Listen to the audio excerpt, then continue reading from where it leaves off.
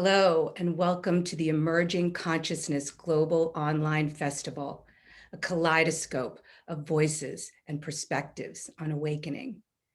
Here we are gathering with leading transformative coaches, eclectic wisdom keepers, visionary artists, and blended with colorful new voices in order to create a space where curious people come for fearless and experiential learning.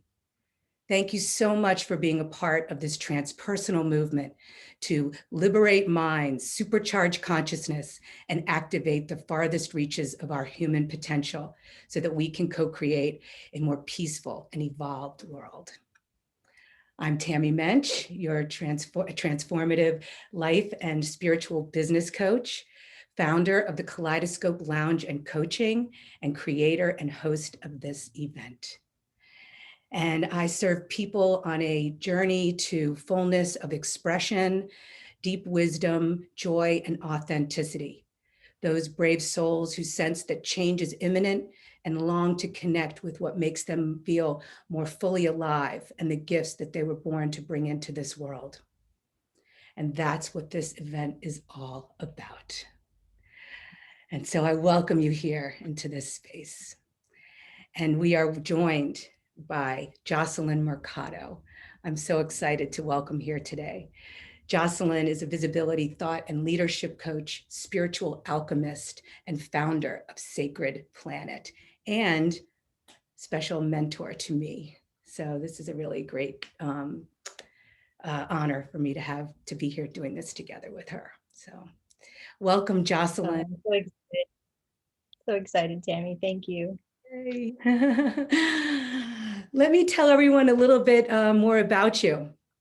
Joceyln shares shamanic and alchemical wisdom to guide courageous seekers in how we can co-create a revolutionary world in alignment with Mother Earth and the vast intelligence of the cosmos.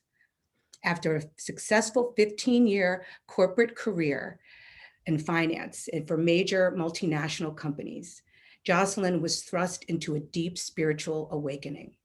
It was an awakening that turned her life upside down and from which she emerged with a powerful understanding of how to use her intuition and healing abilities, aspects of herself that she never had access to before.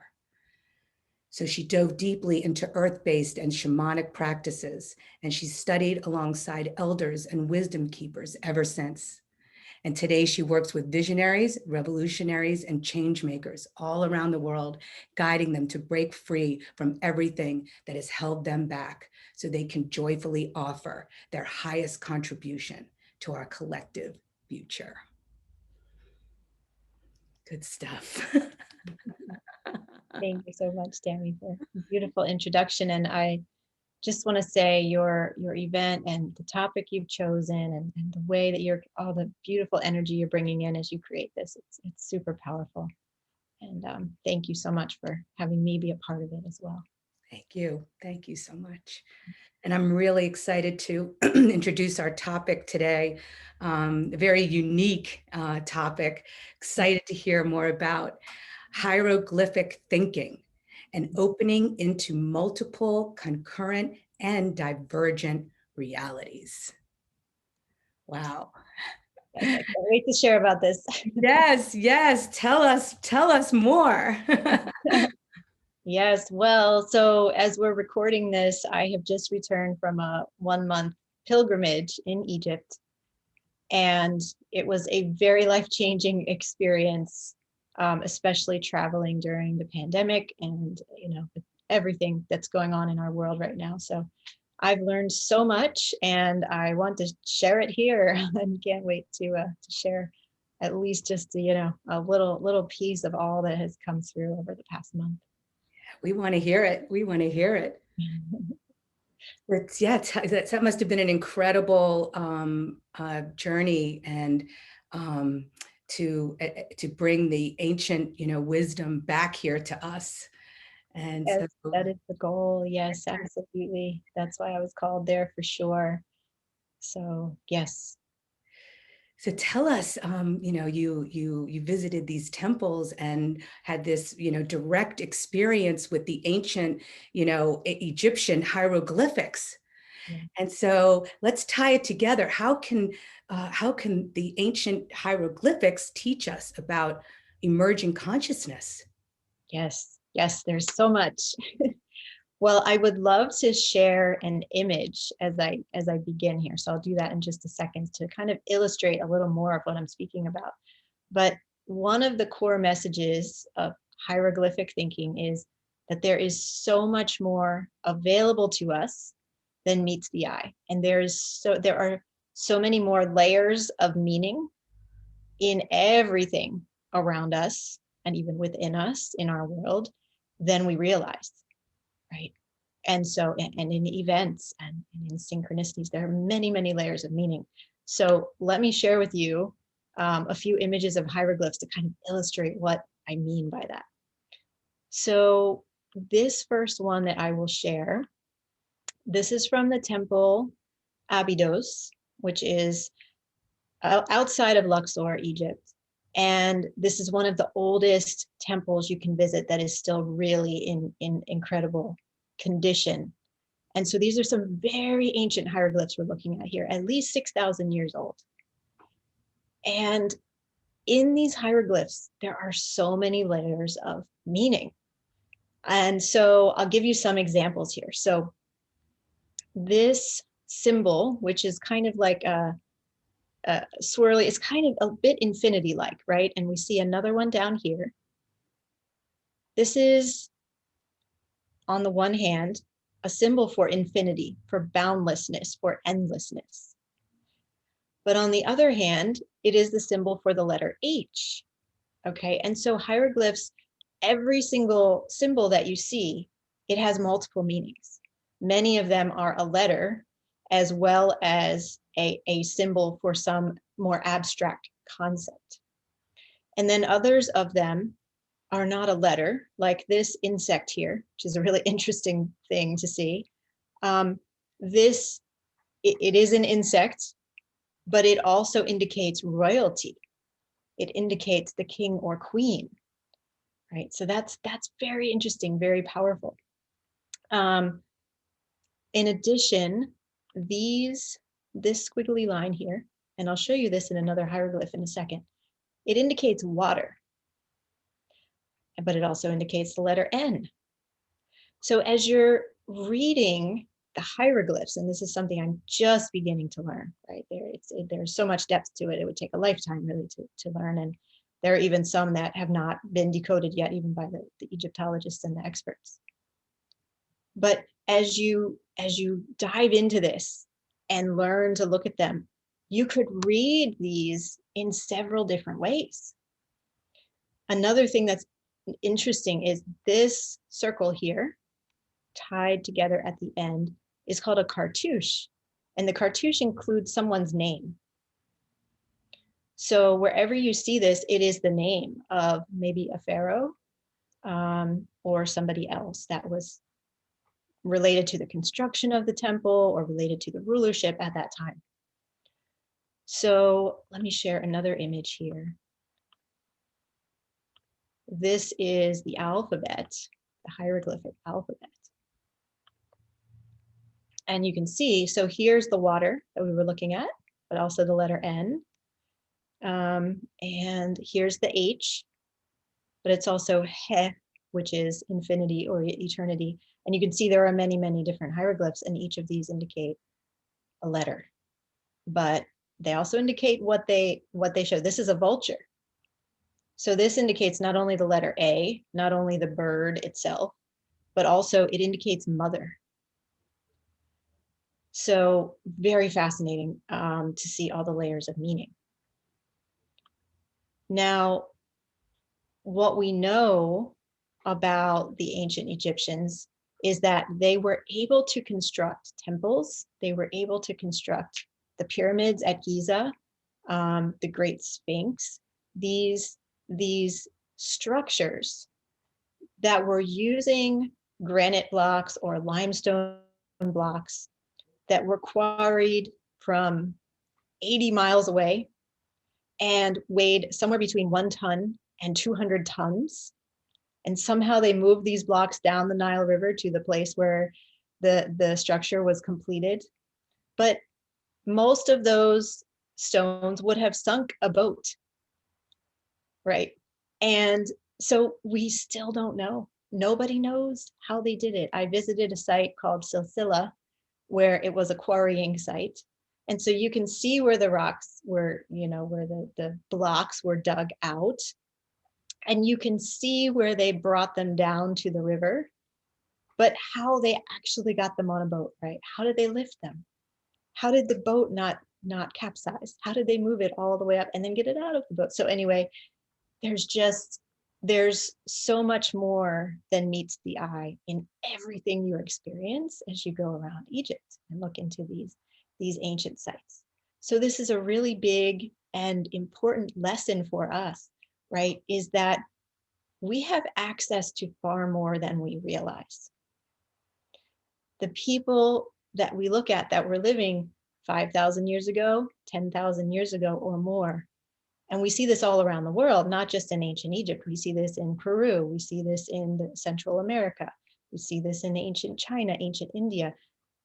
The people were doing things, were experiencing levels of consciousness. They were building physical structures that are beyond our comprehension with the technology and the understanding that we have today. And so there's something more here, right? There's something that we've forgotten. There's a lot that we've forgotten. And what's really important to know is that we're capable of so much more than we can even like perceive and understand with our current thinking. And also that we still have access to this, but we need to go through a process of remembering. We need to go through a process of really reconnecting with what I call the magic, right? And I don't mean that in a light sense of like, oh, it's silly, it's like magician magic, right? I mean, when I'm looking out my window, I see the sunlight, the sunbeams coming down, and how that is giving life to everything living, including me, including all of us, right?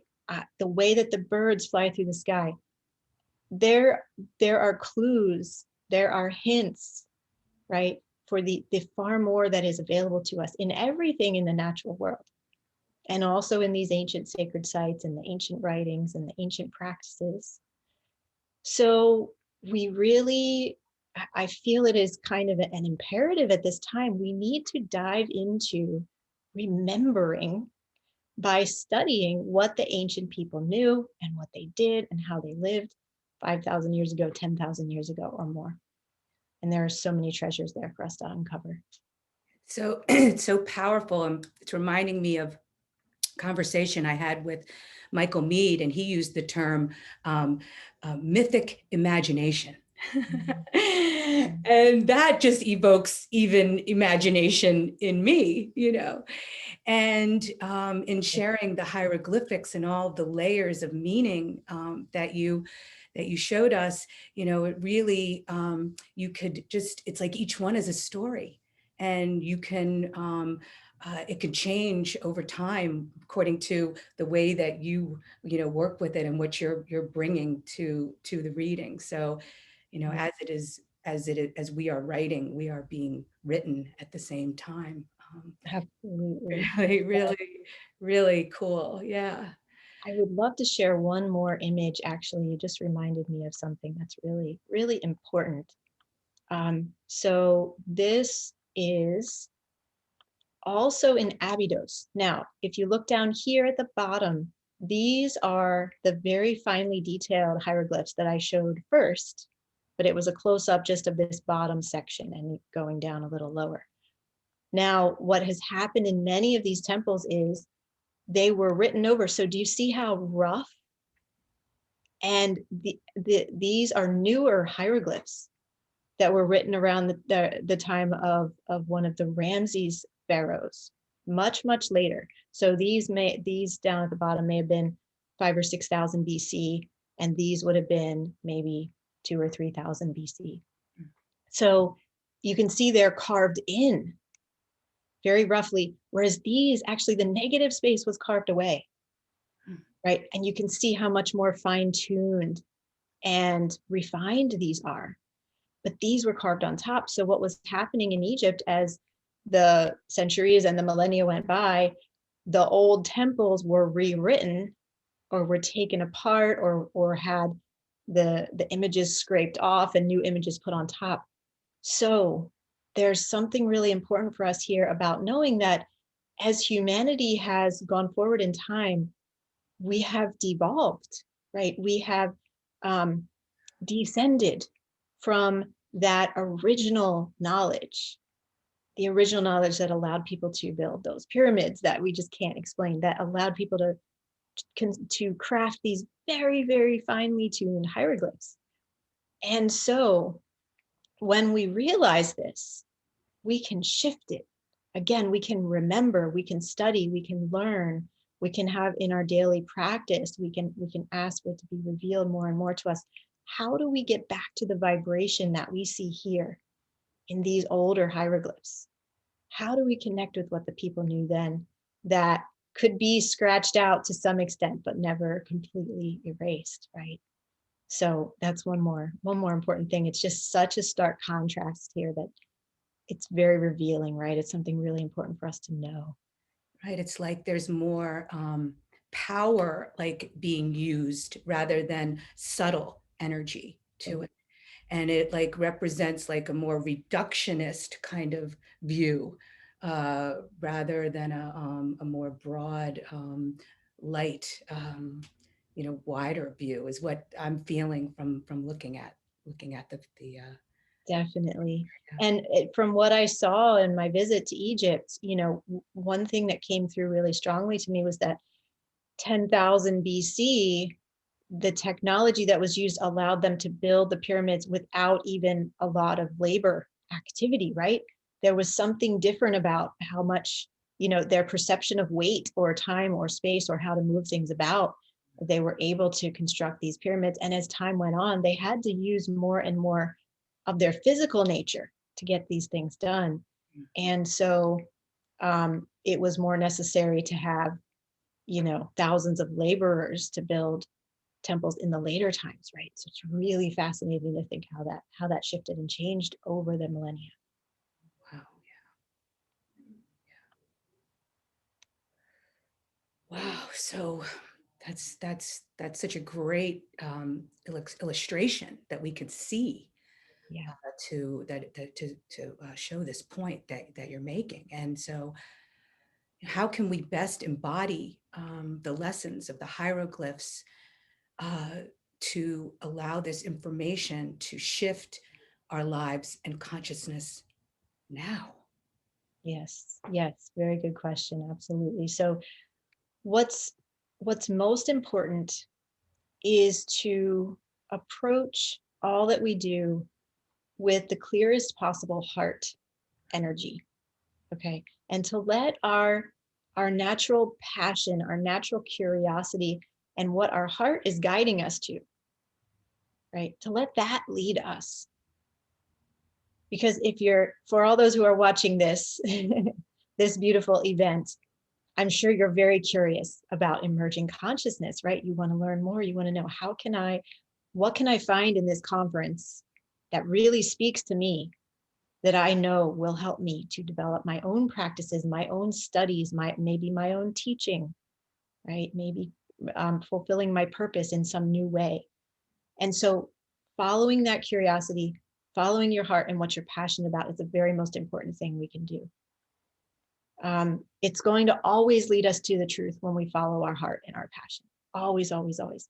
So every single one of us, all of you out there listening, you are here with a very special and unique purpose that nobody else has, that nobody else can carry out in the same exact way that you can, with your personality, with your energy, with all that you love to do. And so we've got to pay attention to that, and we've got to follow that to the fullest extent. So for me, as an example, I'm here speaking about the hieroglyphs because I am extremely curious about this. And I want to learn everything I can.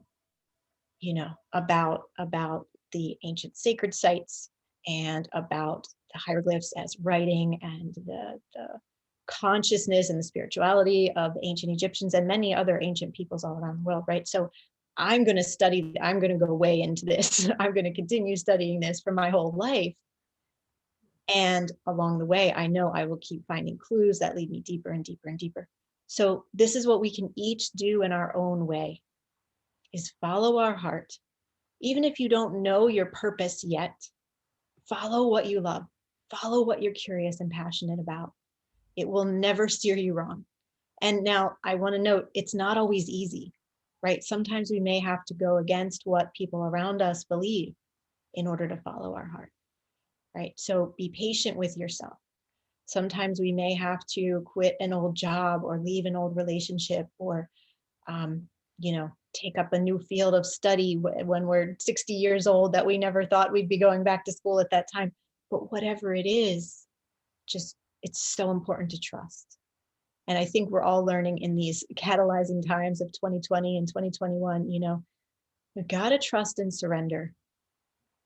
And so when we can get connected through our daily practices, through tuning into the heart, get connected with what we're curious and passionate about, follow that to the fullest extent, trust and surrender to all that it brings. This is how we can really embody and fully remember the wisdom, the deep, deep wisdom that's within each of us, because we all still possess the wisdom of the people that lived 10,000 years ago. It's just been covered over and paved over, by millennia of different kinds of training and things, propaganda, but it's in there. It's still in there. And when we're following our heart, we're accessing it. So whatever you love, keep doing more and more and more of that. And what's going to happen too, the frequency, the vibrational frequency that we hold. And I can explain a little more what I mean by that if you think it would be helpful, Tami. But the vibrational frequency that we hold on a daily basis is the biggest thing that's going to help us each as individuals and as collective humanity to ascend, right? I was saying that over time we've descended, right? We've gotten more kind of rough and coarse and forgotten so much of that ancient original knowledge.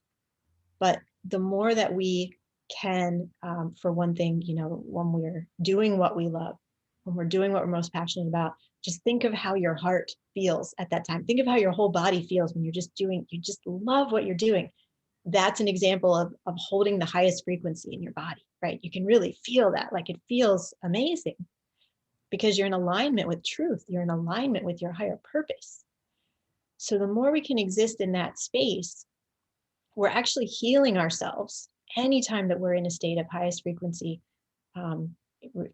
really connected with the heart, connected with what we love. There is healing going on within. And whenever we do our personal healing work, whenever we're, up-leveling that frequency within ourselves, that ripples out to others too. It affects all of humanity, helps us all to be, rising up and getting back to truth. So I must be vibrating at a very high frequency right now because my heart is really, I feel this depth, in my breath, in my body, and it's coming from curiosity and which is the spark, of passion, right? So, yeah. Yeah, tell me more. Follow your spark.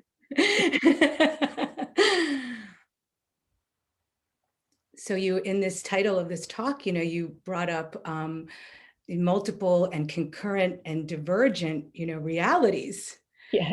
So I could see how this is kind of leading to that. Help us to get to that point now. Yes, definitely. Well, so I will share with you a very real life experience that I had in transitioning from the United States, where I live, and then going to Egypt. So it was quite a big decision to travel halfway around the world, during the pandemic. And it's a very serious decision, because not only could my health be at risk, but also I don't want to be negatively impacting anybody else's health by traveling right at that time. And so it was a decision where I consulted my guides many times, and is this definitely the right decision? And I was led by so many synchronicities that just said yes, yes, yes, again and again and again. And like, this is really important for the work you're doing, what you're bringing to the world. So I went. Now, the interesting thing, as related to the pandemic, is in Egypt, the coronavirus rates are very low, much lower than in the US right now, much lower than in the UK and most other European countries. It's really fascinating. And actually, when I got there, what I found was that most of the local people were not wearing masks. Now, this is incredible. If you go out in Luxor or Cairo in the evenings, the stores are open, the restaurants are open, the tea shops and coffee shops are open. Everybody's out. It's like COVID never happened.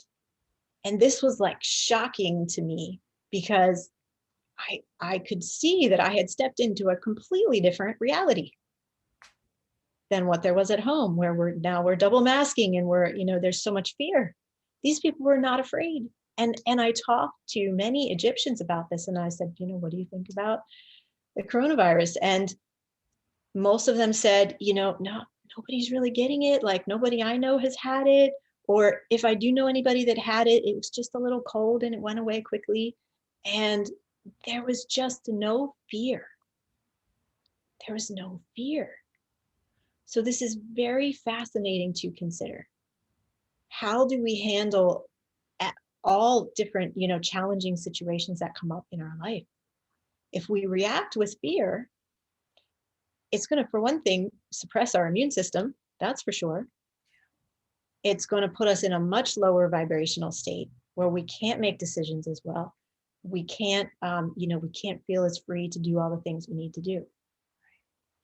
But in Egypt around coronavirus, there was no fear. They're out there having a great time in the evenings.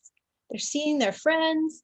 They can see each other's smiles. Like, what impact is it having for us to not be able to see each other's smiles? Now, I'm not saying that in the US and UK, we should stop wearing masks. I don't think that's a scientifically wise idea. There's something very different happening in Egypt that's allowing people to not wear masks. And who knows, maybe it's, high amounts of sun and vitamin D. Maybe it's having mint and black tea every afternoon that, is like boosting, and lots of fresh fruits and vegetables that's boosting their immune systems there. I don't know, right? We don't know for sure the real reason why it's so different there. But this was a huge lesson for me in multiple concurrent and divergent realities. So these two, if I look at the US and I look at Egypt and what's happening around the virus, very different realities. And by making the choice to go to Egypt, I got to step into this very different reality where I actually felt safe. Sometimes I wore a mask, but in some cases I felt very safe walking around without a mask at this time in our world, right? So this is really important as related to what I was speaking about earlier, that there's so much more available to us. Because this Egypt coronavirus thing is just one example. But think of all the times in your life where you've experienced two very different realities. The other place where this can come up is when we make a big decision in our lives, right? And so I know like deciding if you're going to change careers, right? I know if I keep my career, I'm going to go this way. And if I change this other career, I'm going to go way over here. And that decision is going to change everything. Sliding doors. Yeah. Yes. Right. It's like you have door A and door B. Which one do you choose? And it's very different what lies behind each door.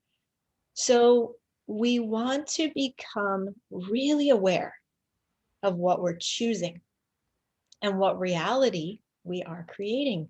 Because really and truly, with every thought, with every action, with every time we react to something, we're creating a reality. And we need to, especially this time in our world, we need to choose very carefully, what are we energizing? Okay, what are we choosing to make stronger within ourselves and within the world? And are we choosing from fear? and contraction, right?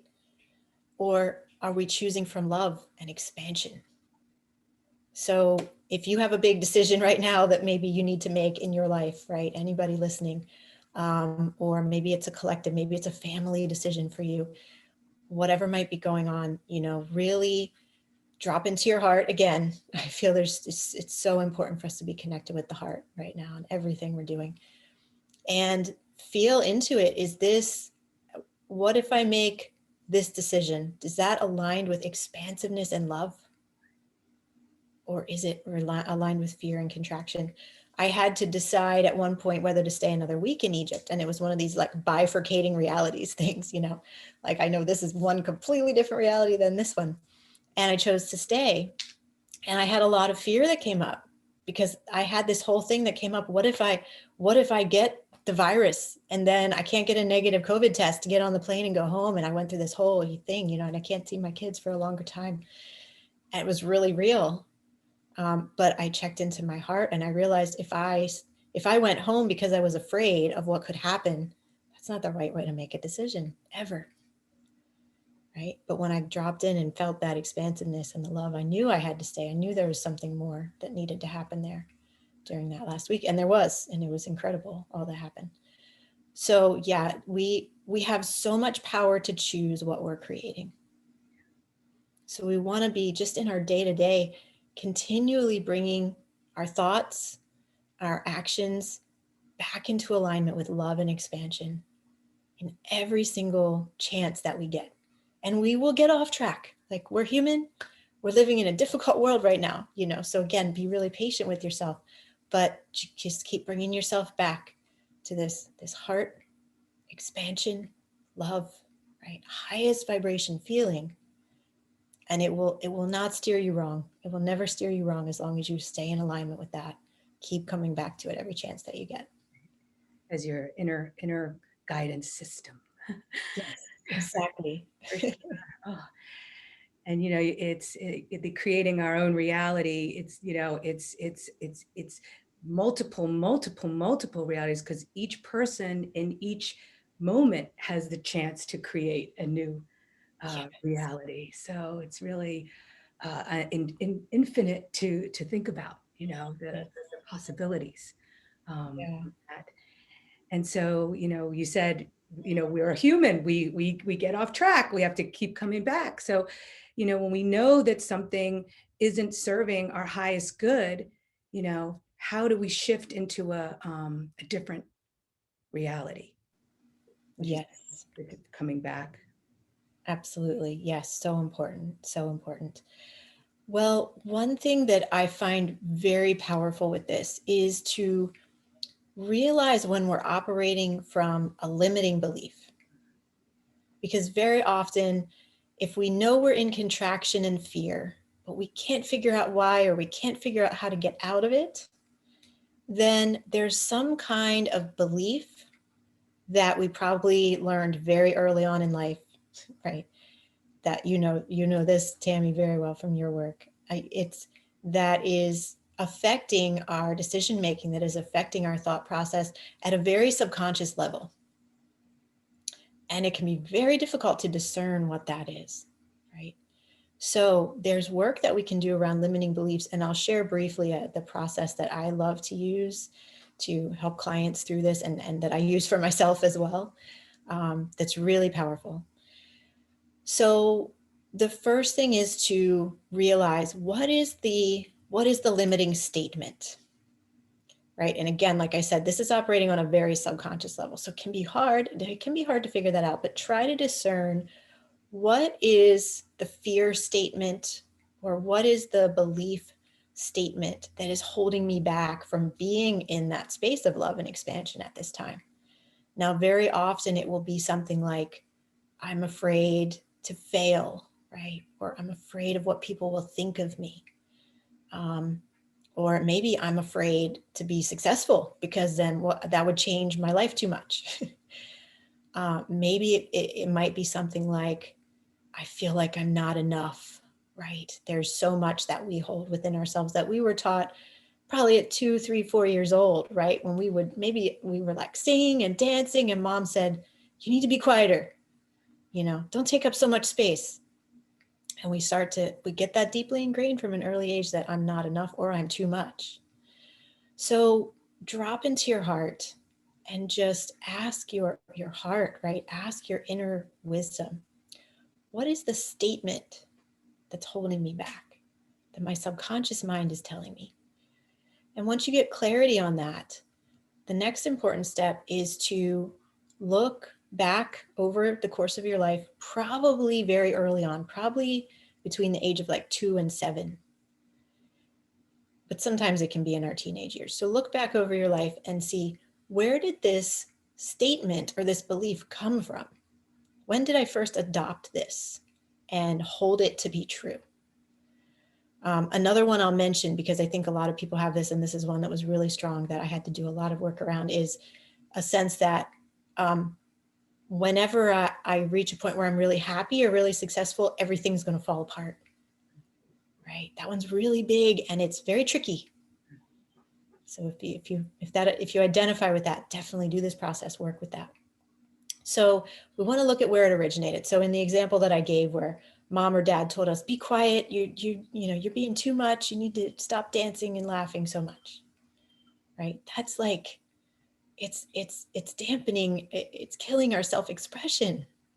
As a little 3 or 4-year-old, we want to dance and sing and be loud, So then we quiet ourselves down and we carry that with us for our whole life. So then we might be 40 or 50 years old and still being like, I don't want to be too loud. I don't want to take up too much space.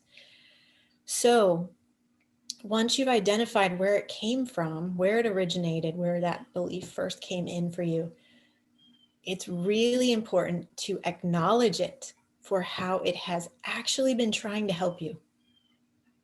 And to say thank you to that belief for the way it tried to help you, because in that case, in that example, it's trying to prevent you from getting yelled at, right? It's trying to prevent you from not fitting in, right? When we're a little 3-year-old, we need to fit in with mom and dad because they're our whole security and support system.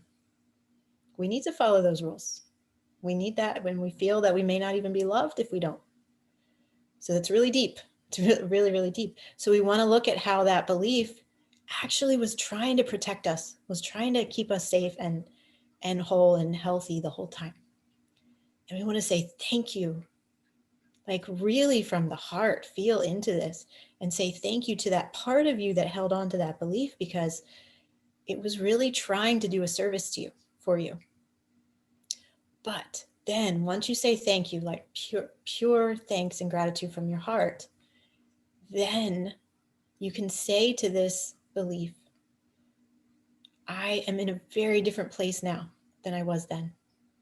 And I can see that you're no longer serving my highest good. And I'm ready to let you go. Right? I'm ready to release you and let you go so that I can make space for a new belief that's going to serve me much better for the place I am now and going forward.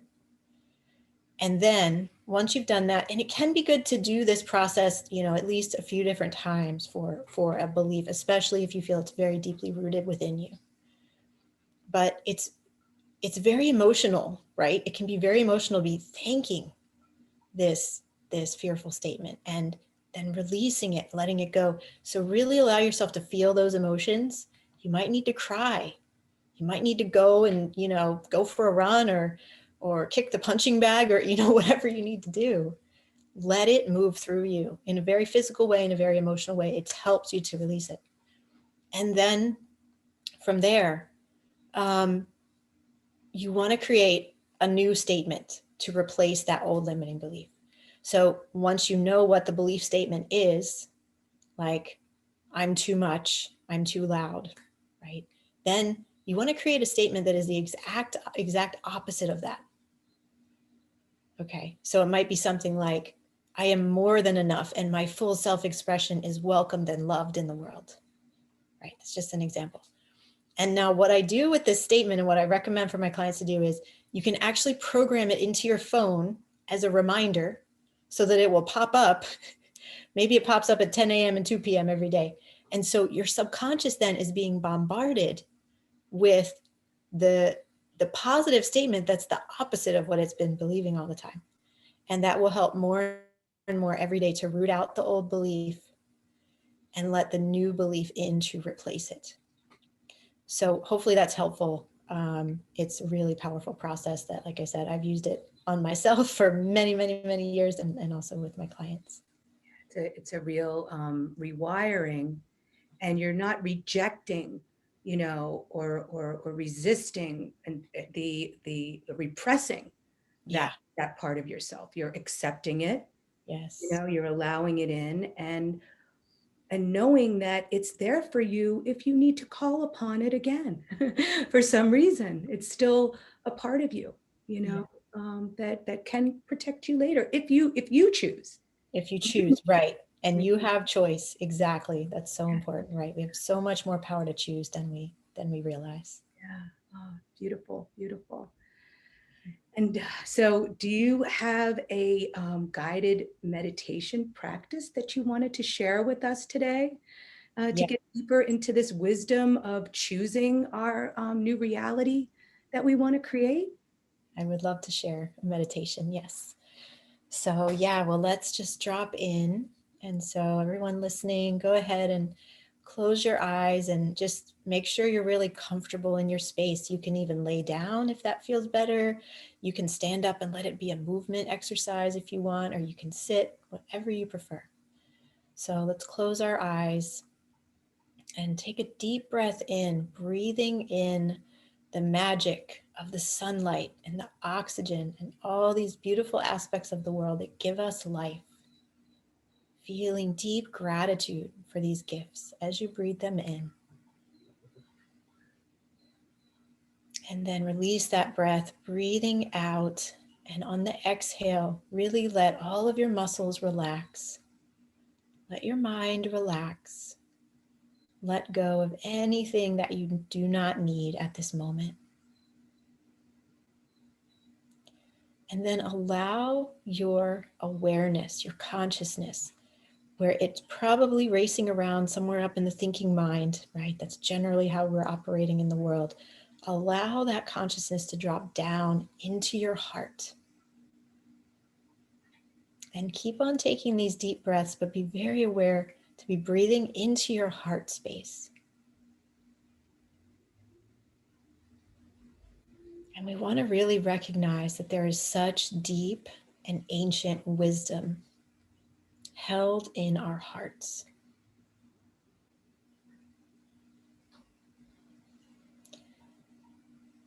And so let's go in to that heart space. Travel into your heart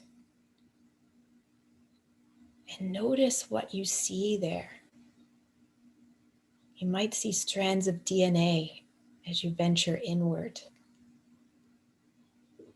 You might see memories, experiences from your past, from your childhood, maybe even experiences from past lives where you've learned so much. You might see your helping spirits, angels, ancestors, power animals.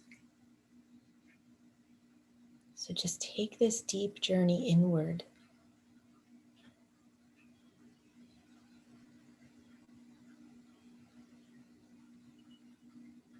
And as you travel inward, allow yourself to begin walking on a path through a beautiful landscape. Just notice what landscape appears for you. Is it a forest? Are you climbing a mountain? Is it by the sea? Just notice and trust whatever landscape you find yourself in.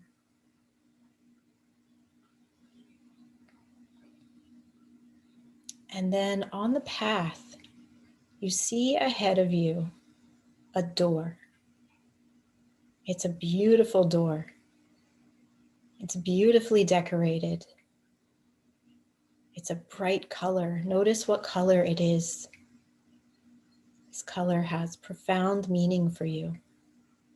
And you know that on the other side of this door is a reality that you've always wanted to create for yourself. Maybe it's a different career path.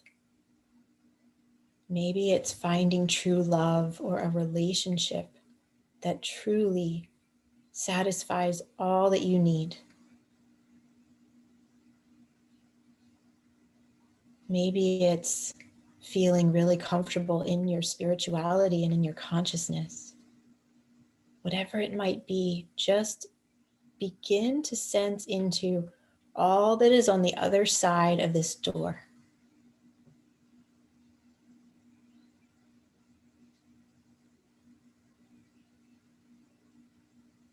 Let this vision of this new reality come through to you, come into your awareness, and know that you get to choose this. You get to choose to create this reality that you've always longed for just by opening this door.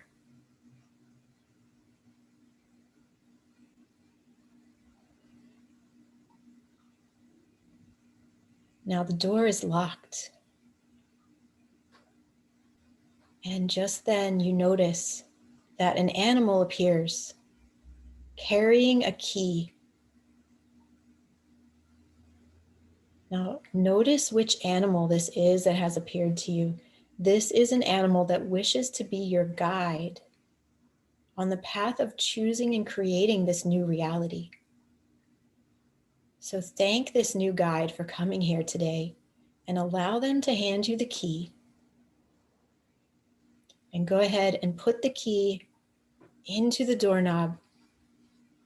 Unlock this door and open it up and step into this new reality that you're choosing for yourself. And I'm going to invite you to just spend a minute or two here really experiencing what it will be like to live this new reality, really feeling the emotions of it, right? Do you feel joy? Do you feel freedom? Do you feel fulfillment? Really allow yourself to just be in this new reality for a minute now and feel all the emotions of it, and keep those emotions, hold them in your heart, because you're going to bring them back with you. So go ahead, experience this new reality.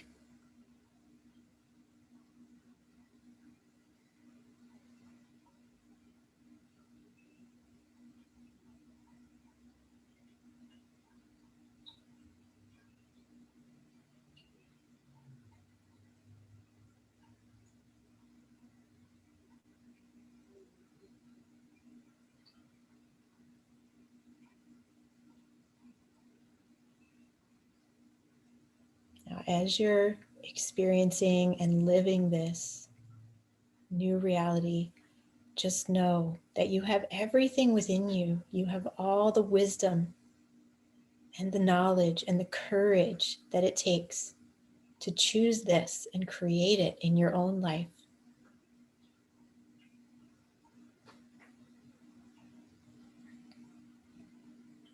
And remember, if you ever need to, if you ever start to doubt, you can call in this animal guide who has appeared for you today.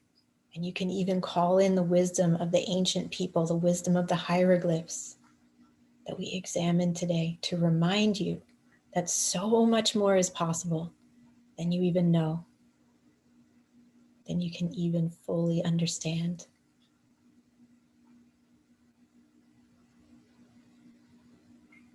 And as you stand here in this new reality, know that within the coming week, there will be synchronicities, there will be opportunities that come into your life that haven't been available before. And these too will be proof that this new reality is already on the way. So look out for them. Look out for the signs and synchronicities that are coming your way. Okay, so now it's time to come back. So come back through the door and lock it again, but keep the key, place the key into your heart. You have planted the seeds for this new reality. You've energized it. You've visioned it. You've felt all the emotions of it. And now you hold the key to making it all happen. So keep this key with you always. Say thank you to your animal who's shown up today, your animal guide. And then when you're ready, begin coming back into your body, back into the present moment, feeling your breathing, taking a deep breath in with gratitude for all that has just occurred here. And then breathe out fully, releasing anything, any thought, any limitation that you no longer need. Just let it go. And when you're ready, go ahead and open your eyes. Come on back. Now, very important, first of all, is to get a journal or notebook and write down anything that feels important about what you saw in this meditation so you won't forget. And also really important for the next week at least, every morning when you wake up, just even if it just takes 20 seconds, 30 seconds, it's fine. But remember this vision, this new reality you are choosing to create.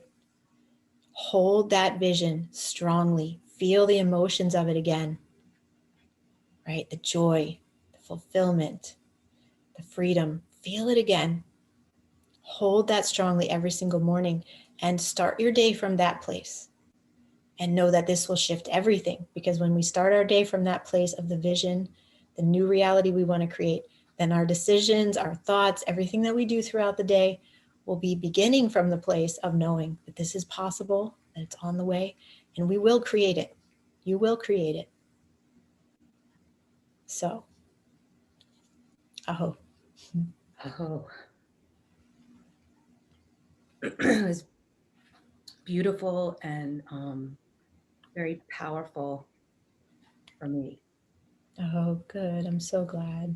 Thank you for your generous offering Yes. that you brought to us today, all your mysteries and the treasures that you brought back from Egypt, the practices that you shared with us to help us really get clear and this then to visit these imaginal realms where the magic happens.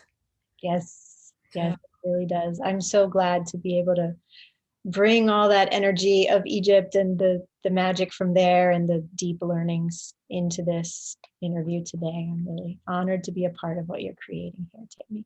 And me and my little beaver who showed up Oh, awesome. in my vision. Thank you so much. And I'm sure everyone enjoyed this experience today and wants more, wants to learn and know more. So please tell the people watching how they can find you and what gift you have for them today. Yeah, absolutely. Thank you, Tami. So you can find me on my website, which is so WEARE, sacredplanet.com. And if you go there, there are actually a lot of free gifts. So go there, check it out, explore. There's a free gift on the homepage. There's also a free gift, a couple free classes if you go to the online courses page, as well as some paid programs if one of those, resonates for you. Also, though, I want to give a very special free gift to this audience. That gift it's a free webinar that I did mid 2020. It is called Venturing into the Great Cosmic Ocean, Awakening the Starry Knowledge Within You. And it is in it, I share about some ancient mythology and how that mythology is connected to the stars and constellations, and how this can all guide us into really deeply experiencing the magic of our world and the imaginal and unseen realms. And I lead a really beautiful guided shamanic journey, guided meditation at the end of that that presentation. So I love sharing that one. It's really uplifting, inspiring, will connect you to the stars and the cosmos in beautiful ways. So I hope everybody will go and take advantage of that and really enjoy it. That sounds great. That sounds great. And thanks for so embodying this theme, emerging consciousness, and helping to awaken those parts of ourselves and the parts that are possible in this world. So Yes. thank you again, Joceyln. It's wonderful. Yeah, if all of us who are alive right now, we're meant to be a part of this huge paradigm shift in consciousness that is occurring. So just know, everybody, know, trust, surrender, and stay in that heart, expansive love space. Yeah, I believe it. I'm there. I'm there. I'm Yeah. there, sister. All right. Thank you again. We'll talk soon. Thank you. Bye.